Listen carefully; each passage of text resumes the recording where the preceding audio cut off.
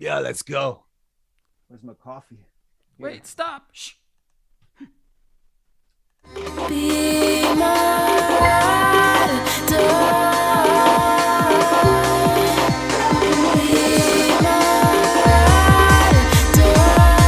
like a kiss on the like a kiss on the like a kiss on the like a kiss on the like a kiss on the.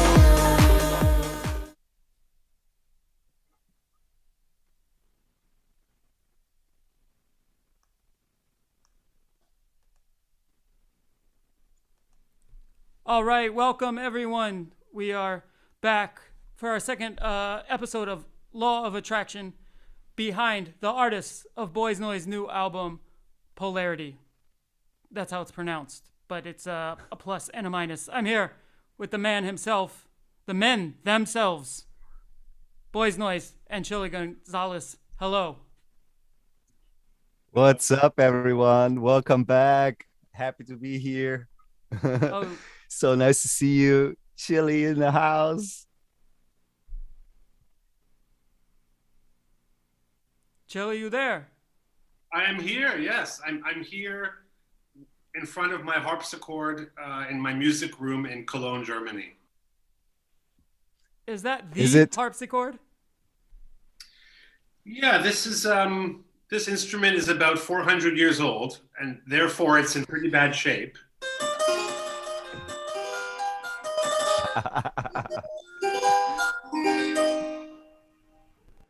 And this is the harpsichord that appears on Ride or Die. And So it's my crazy. harpsichord debut, actually. I bought this harpsichord in 2016 and never really had a chance to record properly with it. And one day I just decided to experiment a little bit with it. And one of those experiments made it into the song Ride or Die. So it was 400 plus years in the making.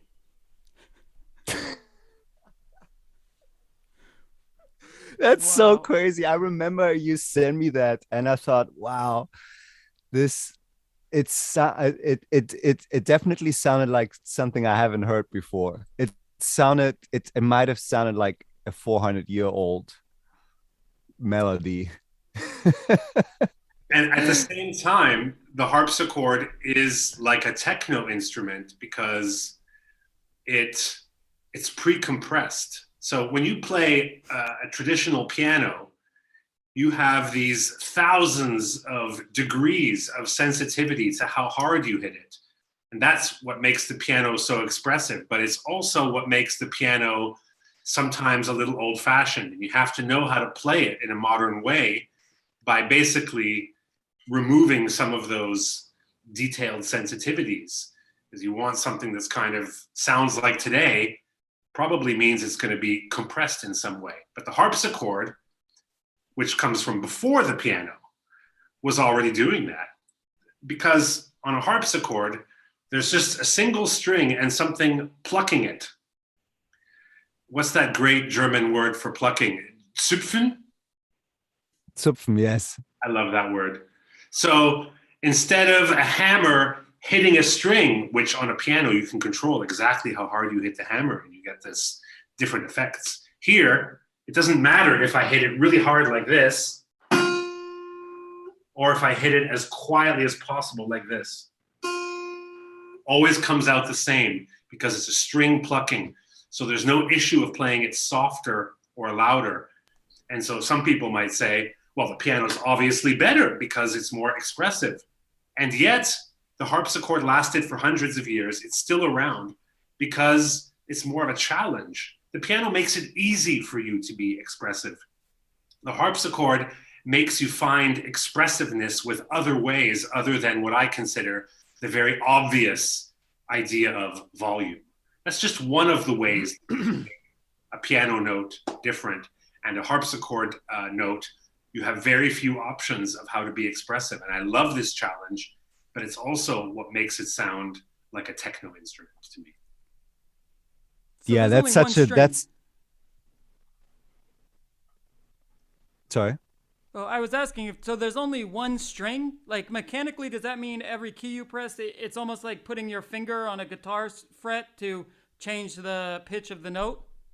Very good question, but perhaps I wasn't clear enough. It's one string per note. And for contrast's sake, a piano has 3 strings per note, except towards the bottom end it has 2, but it generally has 3. And that's why I can actually tune a harpsichord. I don't need to be trained specially to tune like I would for a piano, because those 3 strings, believe me, it's like a minefield trying to even get one string to ring properly. But here, you can really just go in with this one single tuner, you find your note.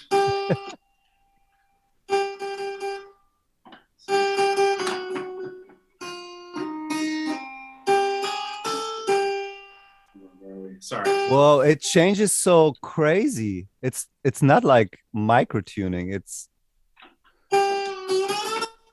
oh duh. There you go.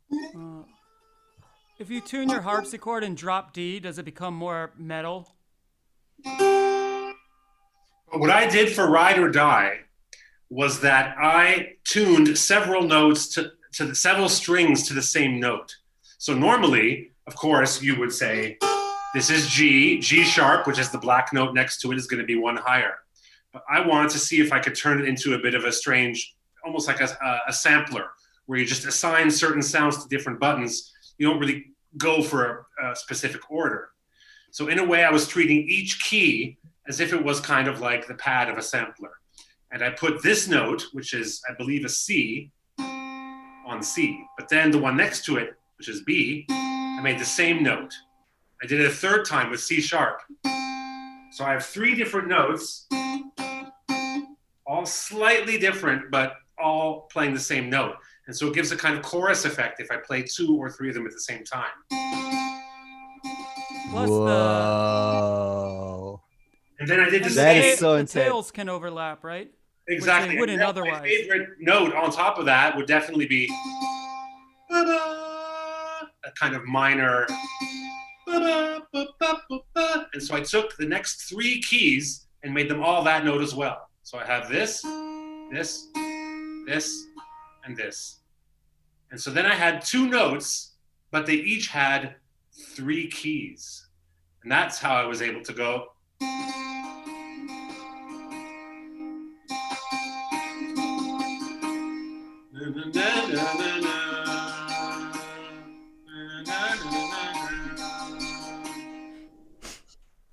That is so insane. I mean, you're touching on so many areas that I want to go in. Like the first thing, you were talking about velocity, and to me, it's sort of the opposite. Like because I make electronic music and techno, I'm trying to get in more life in my kick drums, in my synths, and I'm trying to do the opposite. I'm trying to do basically have that piano life in my instruments. That's why I love to use gear, because I can tweak it at the same time, and velocity makes such a crazy difference. It's probably the thing that brings the life into the kind of cold electronic instrument, and that's why I'm a fan of a modular kind of approach, or using whatever gear, because it allows me to not have every note the same, outside of the kick drum. Perhaps the kick drum, it depends on what type of track, but usually you want the kick drum to be perfect. But yeah, it's crazy. I did not know that about the harpsichord. That is so cool. And it's crazy. I mean, you're telling me this for the first time, that you did this tuning and to have that chorus effect. I can clearly hear it. But like I love that you basically manipulated it in your terms, and that's really cool. That's kind of like using a modular. That's kind of a modular approach too, where you can really you make it your own. You create your own instrument. You have the ingredients, but you make it your own, and that's really cool. You did it with It's the also why harpsichord. polarity is such an interesting concept, and for your album, but even beyond that, as you kind of grabbed this title for your album when you told it to me a few months ago, that it was plus minus, it stands for polarity. It was like, oh wow, what an interesting concept, because it seems like if you're an artist, you spend your time trying to use your tools for things that inspire you that they weren't made for. And so in my case, it's how do I create the feeling of the music I love, modern music, whether it's electronic music or rap music is a really big part of my taste as well. How do I take some of the aesthetics that I hear on those styles of music and apply them to the instruments that I have that I like to play, even though they're not necessarily built for it. Certainly when the piano was invented, no one was even aware that there could be such thing as amplification. And so when it comes along, you would be a bit stupid to just say, well, piano's done now, and amplification, well, the piano doesn't need it. It's loud enough as it is. That would be like a missed opportunity. Just like when you didn't need to sing all the way to the back of the theater anymore, then you don't have to do that loud opera singing anymore. And you can be like someone like Frank Sinatra, who was like, ooh, the microphone. This will let me get real close to the listeners. I'm going to be like whispering in their ear. Whereas the opera singers were like, well, this is how we sing. We're not going to use amplification in the theater, so forget it. And that's how you put your style of music into a museum. And now opera singing, more or less, whether you like it or not, it's something from another time. It didn't really move with the times. Whereas someone like Sinatra with his voice was able to move with the times. And in my own small way, I'm trying to move with the times with my tools. It sounds like you're doing the same. You're trying to break out of some of the limitations of electronic music and make it more live. I gotta say, you might have been one of my very early trigger, and you probably accelerated what was inside of me, but I didn't. I was when we made our first music together, I was so into what I was doing at the moment, like, straight up club bangers, loud and in your face. And then you came and we made this music together, the first album. I was working with you on the Ivory Tower, and that probably was my first real in process moment where I enjoyed breaking out of my world, and at the same time be myself at this, but in a whole different environment. And yeah, and I think you are actually the best example of doing that. You just explained it about, you were just talking about the how to use instruments and how to be experimental with that, but musically, I mean, you've gone the craziest way too. I mean, it's, when I started to discover your music, you were rapping, and Sorry, excuse me. this it's all good. And until today, I think you're like a, one of the best examples of, having these like kind of paradox worlds combined and creating a new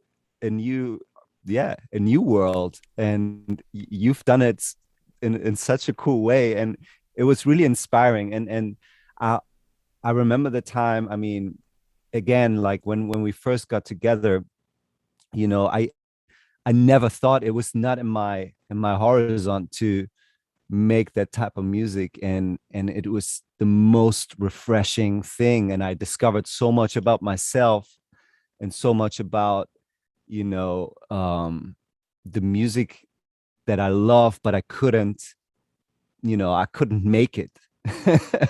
Yeah, but And that's so you might have been one of these early catalysts to like break me. I had that feeling already with the DJing and, mixing stuff, mixing styles and why not play, a disco record with a techno record and stuff. And obviously, too many DJs were there that inspired me to do that even more and go that way. But yeah, musically, you really opened a whole world for me as well. I mean, that's how polarity works. There's attraction on both ends, because for me, it was like I heard that my music, if it was essentially treated as a sample by the right producer, then it would start to approach so much music that I loved that I couldn't make. And working with you and hearing the songs come alive and being like, oh, it could be like this, it could be like this. And then I would play something and you would take it somewhere completely different. It was very educational to see how, before it was just like I was on the outside looking in, to how this music is made, how beats are made, how can electronic, every time I tried to do it, I got lost. I'm not really a producer. I here and there tried to make a beat or whatever, but basically what I found was it was very different from when I sat down at the piano. When I sit down at the piano, something always comes out. Maybe isn't good, but something always comes out. That's how you are also. You turn on your machine, something comes out. But with me, I noticed a difference. When I was on the machine, I was overthinking, overly judgmental. I got stuck in details without being able to see the big picture. And I thought, how can someone be so free to make this music? I knew from reading about it that people made electronic music in a way that involves improvisation. I understood that rap songs were made in sometimes hours. And it was really like, do I dare believe this? I've never seen anyone prove it to me. I've never seen that freedom shown to me with those kinds of tools. I've only ever seen it playing jazz with jazz musicians, or composing with other musicians, or sitting next to Peaches watching her make a beat. But to see your level of mastery and to be able to react on my music. I remember the first track we made in 3/4, and I think it was the first time you'd ever done a piece in 3/4 or something. Totally, yeah. Yeah, and you know what? There's even another level where, what made me really happy during that process was that, and I think that was something we have in common, is kind of this, we make something and react to it and we go for it and we let it be. I love that. Anything I would send you back, and it was kind of already like you would send me, just to bring it in context, Gonzo would send me, like a kind of a song idea on the piano or another instrument, and it was, like this, like 2 minutes rough song idea with the instrument, and I would just go in and basically, do whatever I feel. So I would add beats, or I would, chop it up and arrange it different, or whatever it needed for that particular thing. And whatever I did, I sent it to you in I didn't even send you updates or whatever. I was just waiting.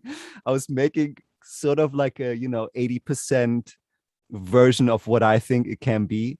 And every single time you said, killer, finished, next, and that made me so happy, because this, like, I don't know, I mean, there needs to be definitely a lot of trust within the two, but at the same time, to be able to, I don't know, like, to let go into this like uncomplicated approach. Yes, I don't know how to really, what the right word here is, but you know what I mean. You mentioned this figure of 80%.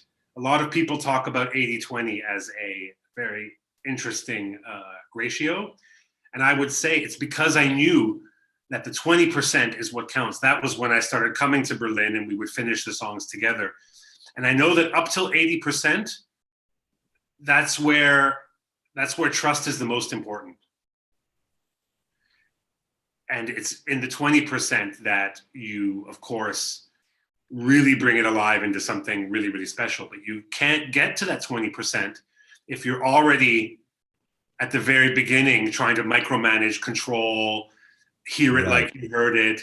So the smart thing, and I advise anyone who's collaborating to follow this rule, is let the other person do their thing, and accept that your ability to want it to be different can be expressed through that 20% at the end. Yeah, absolutely. Jarvis I have Cocker one- was the same. When I worked with Jarvis, I wasn't sure how he would work actually, and I would send him these very similar, these slightly shorter 2.5, 3 minute pieces, thinking that I would get back from him a little paragraph or two, like, oh, at 36 seconds, I'd love to hear that repeat, or maybe this bridge isn't very good for my voice. Can you think of another one? Instead, he sent me back the exact same thing I sent him. And he just took everything that I put in that demo, which was improvised. I didn't plan out that demo. I just sat down and kind of did it. But he took it as if it were, as the Germans call it, Urtext, like it's not to be touched. And he fit in within it. And if he needed an extra syllable for his amazing word, he would either just say it or he would pick a different word. And he didn't ask to, oh, can you add this or add this? Then there was, of course, 20% finishing. There were lots of little details to finish. But in order to build momentum in a collaboration, yeah, you need trust. And I think 80%, you hit it on the head. That's exactly the amount that you can proceed on trust, letting each person do their thing. And any voice in your head saying, oh, but it could be different, just tell it to shut up until 80%. And then, Right or Die was sort of like that too. Like you send me the harpsichord, and I mean, I immediately thought of like this hardcore techno beat over it. And it's kind of like someone could take it really offensive, I think. Like, if it wasn't you, if it was, maybe someone else, that you have this really gorgeous piece that already expresses so much emotion on its own, and then someone comes in and just puts on a drum machine over it and distorts the hell out of it. But it was just what I was feeling, and yeah, and then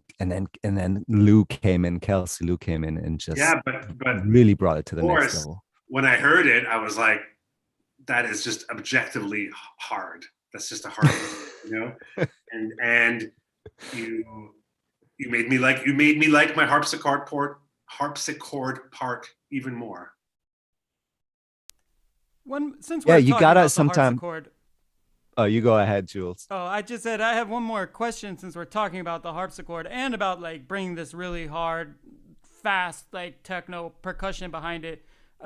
Because of the way the harpsichord works, Chili, was that an early instrument to be automated in terms of like piano rolls, or you'll see them like in, I don't know, airports or shopping malls sometimes, the pianos that can kind of play themselves. And I know that's kind of an old thing for these automated instruments. They usually, I think there was like a cylinder where it would read these grooves on the cylinder and then the keys would play. But did the harpsichord lend itself to automation earlier because of the way it works and because velocity doesn't matter? I mean, does it have this, is it kind of this early instrument for what would later become machine music or computer music anyways? I don't know the answer to that, except that if you go to like a musical instrument museum, you will see there were a lot of inventors trying things around keyboard instruments. There were many prototypes of in between. There's such thing called a Lautenwerk in German, and it's a harpsichord, but instead of the metallic strings, it has nylon strings, like on a classical guitar. I'm trying to get my hands on one of these because I love nylon string guitar sound, and I would love to be able to play my keyboard style on an instrument like that. And I had the idea already before I knew it existed, and I had the name for it. It was going to be called a guitarpsichord. So, basically, I'm sure someone did an automated harpsichord because people tried everything. But the harpsichord is a stealth instrument now. It's either a very specialized thing that you only hear once in a while as a color on a film soundtrack. You can double melodies on it without necessarily playing it solo as an instrument, which really gives you the Baroque feeling and really feels like something from such a long time ago. But if you use it selectively, I used it on my Christmas album just to double some melodies here and there, to give it this slightly medieval feel or something. But I still think there's a lot to explore on it. This is in very bad shape, and I am thinking of buying either one of these Lautenwerk or one of these hybrid harpsichord type instruments. And I would, at some point, if I felt like the listener could handle it for 45 minutes straight or 20 minutes straight, I would think about doing an EP or a full album with this instrument to explore it more. So I still think I'm at the beginning of my harpsichord love affair. Yeah, I was actually, it's funny you say Baroque, because I was, when I heard the harpsichord you sent me, I was definitely trying to kind of get away from the Baroque feeling. It was weird because, but you already, the way you played it and now how you explain it, how you even tuned it with these chorusy effects, it's crazy. I guess you were trying to also kind of trying to get away from what your first impression is when you hear that instrument. But this is the thing. Kind of break it. Exactly. And it's so interesting how instruments carry all of this sort of, if you want to call it semiotic meaning. They telegraph all of this cultural information with them. If you hear a vibraphone, which is that sort of jazz instrument, a bit like a xylophone, but much mellower, you hear it, no matter how dope the melody is, part of you will think, I'm hearing lounge music on a cruise ship, or if you hear certain drum machines, I know they're so associated. A 909, suddenly just, no matter if you program something in 3/4 at a slow tempo with a brass band, there's still something fundamental in the 909 that carries this cultural information. And it's interesting to see how hard you can push things so that they transcend the initial association, whether it's the Baroque association of harpsichord. And some instruments seem to have a bit of an easier time. It's true that the piano in particular has a kind of superpower where you play one single note of piano, you don't really think of any one style just yet. And that's one great thing about the piano and one of its most attractive qualities to me as someone who likes to question what is genre and what part of genre are we actually hearing and what part are we just feeling because of cultural associations. And so true. It's that the piano, or maybe the voice and the piano are the two instruments that right away aren't that connected to one particular style, and they have a more neutral transmission of information. Yeah, absolutely. It's the same with synths, and you already mentioned the 909, which is immediately techno music. That's why I also love to kind of bend these sounds. I like take the same source but bending it and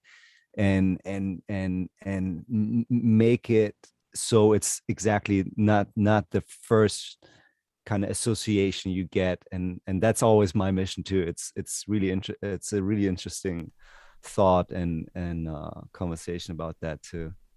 I mean, the instruments also, because they're associated with certain times. Particularly, it's really nice how Ride or Die becomes this sort of a timeless sounding song, just because it's so expansive in the sort of the eras that are triggered when hearing the sounds. Like the harpsichord obviously sounds like something medieval or Enlightenment classical. I mean, the percussion Alex, you put behind it, you're gonna hate me for saying this, but it kind of reminds me of like Schran's like late 90s, like early 2000s, just like Circuit Party or like big like gnarly German techno festival kind of tribal fast percussion. And of course, Kelsey's voice sounds like it could be in any era, except for the processing to me. Even though I think you ran her voice through racks, modular devices, like something about the way the voice is processed, some of the glitches, some of the way it breaks down sounds like something I've never heard before. So it either feels extremely contemporary or something from the future. But I like how far through time and how many different eras you kind of ping at once listening to the track. But it's Yeah, for definitely me, her voice that glues it all together. As so often in music, that's the role of the voice, because that's the most humanity we get in any instrument is the voice. And it's the so most she made, direct emotion you can. exactly. So she's, I think, part of the reason that the beat plus the harpsichord was already a wonderful experiment and a great statement, but not a great song yet until she got on it, and then it starts to transcend. You know, I could go over to the piano. Excuse me. I could go over to the piano and just play a solo piano version of Ride or Die, and it would totally hold up. The song itself really holds up, and that means it's a playground for open-minded musicians to make these statements and bridge these gaps. And but to me, to only do that is interesting, but it'll never rise to the level of what we have with this song, because this song could have also just been someone singing at a guitar. It could also be strictly techno song with no harpsichord. It would still work because the song is so good. And it just so happens we also were able to add these extra layers of worlds talking to each other and polarities attracting and repelling. But I love her voice. I love her, and we're so privileged that she blessed this beat with that song. Yeah, likewise. I mean, it's really, as you say, like it would have worked as an instrumental, but the I was just playing it out for the first time 2 weeks ago on a big stage, and I think that people did not know the song, but it's crazy that how impactful that extra layer of it is a song. And I want to talk about song and arrangement and all of that afterwards as well, but it really added this extra emotion that was impossible to get with the instrumental only. And you know me, I have a hard time using vocals on my own music, and partly it's because I'm it sounds weird, but I'm not too excited by the human voice. I heard it many times, and there's incredible singers, and and it's really great. But as soon as you hear a voice, you expect lyrics, and the lyrics gotta make like it just opens this whole other world. And as soon as I have vocals on my music, I never feel as confident with the instrumental than on top with the vocal. So Kelsey in that sense definitely she gave me that extra confidence. But also sound wise, like what you said earlier, Jules, the processing, when it comes to recording the voice, then I'll intuitively, I guess, try to manipulate the voice as well. And one cool thing I've done with the vocal is, I was running her through these effect units and playing with the dimensions live in the music, and on the arrangement, like you hear those moments where you get close with her voice and really close with the harpsichord and some musical elements, and kind of dry, and then they flow away throughout the song and in special moments. And then song wise, also what I love about Ride or Die is, or let's put it the other way, when I listen to songs again, it's fine for me to listen to whatever pop music. I'm a huge fan of listening to whatever Stevie Wonder or any music with vocals and written, but arrangement wise, I'm not too excited by it, because as soon as I know what's going to happen next, I'm just not so excited to make that music myself. And the cool thing with Ride or Die is it's it it's kind of flowing, and Lou, the way she writes is also not, it's still catchy and you get the feeling of a song, but it doesn't have this traditional arrangement, which is the verse, the chorus, the verse, the chorus, the bridge, the chorus type of thing. And No, she's I a love very that about the song too. she's a very free musician that way, like we both like to be. And that's why it works so well.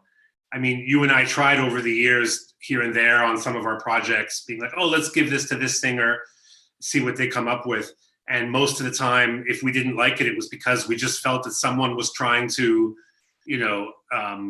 genetically engineer some perfect chocolate chip cookie or something, as if there's just, well, you have to do it this way. And the more free the musician that we collaborate with, the more it's going to fit us. Because look, if we would have very different careers if that was our superpower.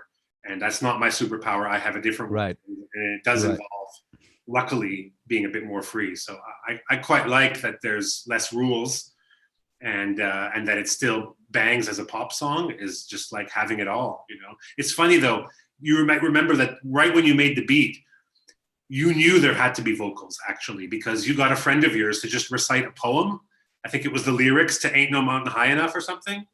I sampled who's the singer of Ain't No Mountain High Enough, the original. Is it Donny? It's a Marvin Gaye, and I forget the female singer's name right now. Wait, is it Diana? Was it No. Diana Ross? No. But you got a friend of yours to read the lyrics spoken. Did I? I think it was this Motown a cappella I put over. No, or maybe hold on. Maybe I didn't hear that version. But the first thing you sent me was the beat, and I said, "Whoa, this goes hard." And then like 2 days later, you had a friend of yours recite the lyrics to "Ain't No Mountain High Enough," just spoken. Yes. And it wasn't the ending point, but I think it's because you were like, I need to hear a voice, probably needs to be a female voice. Like there was something itching in your brain that you knew had to get on there. And this poem, or this recitation of the lyrics, was the first thing. And I think we both realized, oh my God, this can work. Yeah. The heartbeat, the harpsichord, but then that softer, deeper voice. And so, I mean, the fact that it ended up where it ended up with this thing that ties it all together so beautifully is that's really crazy. I proud. totally And forgot I saw about her this. You're right. perform Yeah, it was a few summers ago, and was already blown away by her musicality, cello playing, singing, songwriting, performance, conceptual. I mean, she's firing on every level. So I mean, I'm also very happy to see like melancholy music that's like my favorite mood, is when it's like happy and sad at the same time. Like, sorry, like crying in the club is like the best move. Like that's what you want. You want to be like so psyched. You're like, tears are pouring down your face and you're like smiling. Like that's the real vibe if you're a very advanced clubber. And like this song, especially seeing the videos of you playing it live, it's like it's building and feels like it almost feels like, especially when you're in a crowd where you're on stage and you just look out and the crowd is just there all facing you. But kind of suddenly you see people start to get into it. It almost feels like too emotional for the space. And then when it drops, everyone just loses it. And especially after the pandemic and things being shut down for so long, it's really great that everyone just didn't go into this like saccharine, euphoric clubber mode, and that like this kind of big, like real nuanced like emotion and like something big and melancholy still like totally sets it off. I mean, maybe people are primed from that because because the past years were difficult. But yeah, I mean, I'm very glad that it ended up in that sort of emotional register rather than something else. It's crazy. It's a banger now. It's so bizarre. I just played it at Warehouse Manchester, the Warehouse Project. And it was my last song, and I swear, I mean, there was maybe 5 people knowing it, but it was just so emotional. It's so crazy that it really it really works in the club now. And when it drops, people lost their shit, which is kind of this. Yeah, as you say, like it's like a sad banger, which is probably, my one of my favorite sad bangers is Womack and Womack Teardrops. And it's so hard to have these like kind of sad bangers. And I'm glad, yeah, Ride or Die is sad banger now, or a happy banger. I don't know. Sad bangers It's a is banger. definitely the move. I mean, Chili, what's your thoughts about? I kind of feel like, yeah, I mean, even solo piano was pretty melancholic, but it wasn't sad. It's not depressing. It feels like life. There's a special zone. I think it's also like the Frizzling zone. Like when you get goosebumps, like you don't get goosebumps from a song because it's like so happy. Like you get goosebumps from a song where you're just like, what? Like you're in awe. Like just overwhelming, good and bad, happy and sad. It's just like whoa. I guess both of you too kind of share a affinity for that emotional register. I think looking at your work. I mean, I think, yeah, complexity of emotion, I think, is what I'm always after. They say that Germans have a word for everything, but music can still go further than the German language in painting a certain mixture of, as you say, more general terms like happy and sad, but then also we have nostalgia in there, you have regret, you have hope, you have delusion, you have jealousy, you have insecurity, you have depression, you have a kind of ecstasy.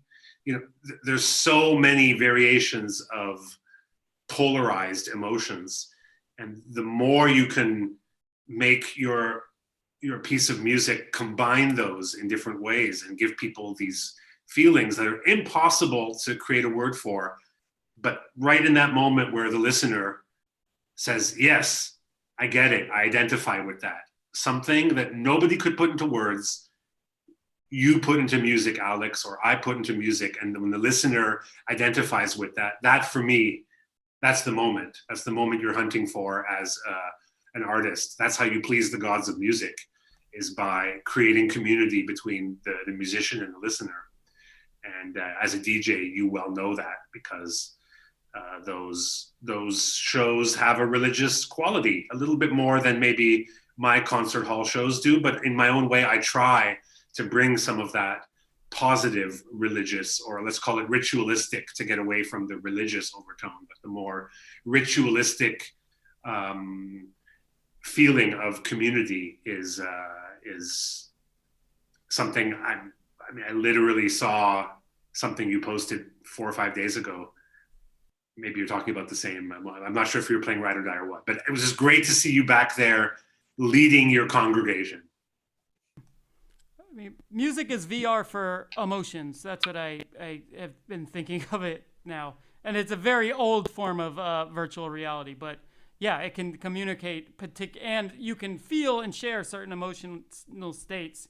And very precisely based on the melodies and harmonies and texture of the music you're listening to. So, and I think Alex too, it's like some of these songs, it's about transcending these emotions that we often try to think of polarities. Because yeah, Ride or Die isn't it's not a happy song and it's not a sad song. It's something else entirely.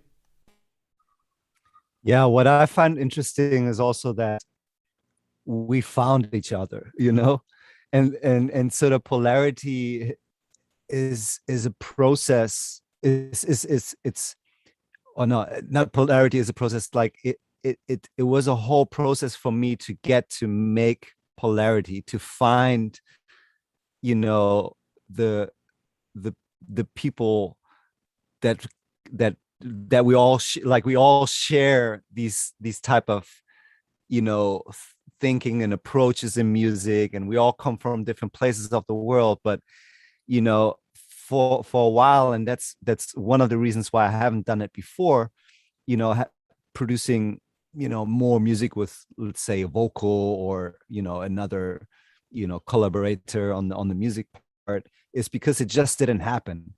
And I feel like on this album, I'm finally happy to like bring it together, but it all happened naturally. Like, like we like the two of us met, Chili and I, or the way I met Lou as well was in a really, organic kind of, I was fanning out and we were, hanging out, and it's so cool that I was finally able to get it together on a record where, at times I was definitely a bit afraid to go there because, I definitely always felt more safe doing, my straight up club tracks where I know there's no doubt, even with if no one likes the track, I love it. It's fire. I'll play it.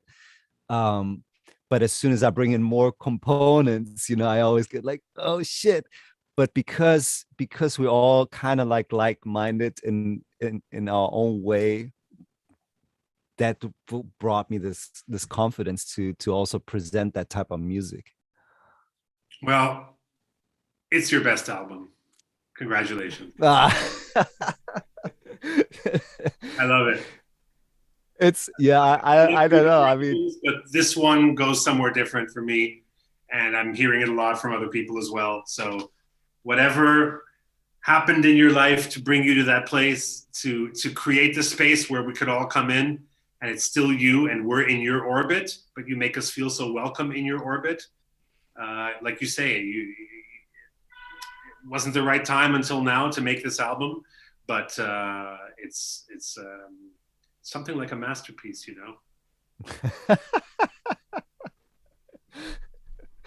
I mean, I'm happy to hear it. I don't know what to say about that. Well, Polarity is out now. Also, smash the like and subscribe button.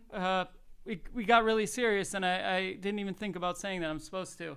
But Chili, I think you have to run. I really appreciate you stopping by, and of course, this is Law of Attraction, the talk series behind Boys Noize album Polarity, out now. Chili, do you have anything you want to plug or leave everyone with before we sign off?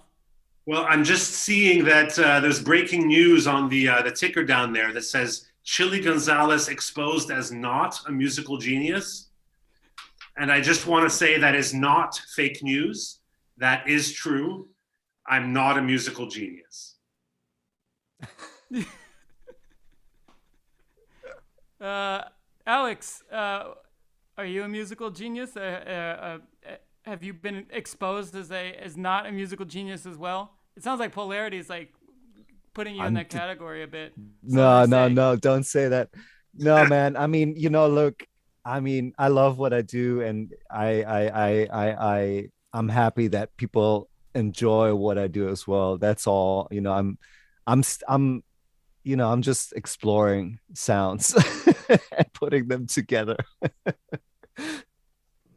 Awesome. Well, thank you all so much for joining us.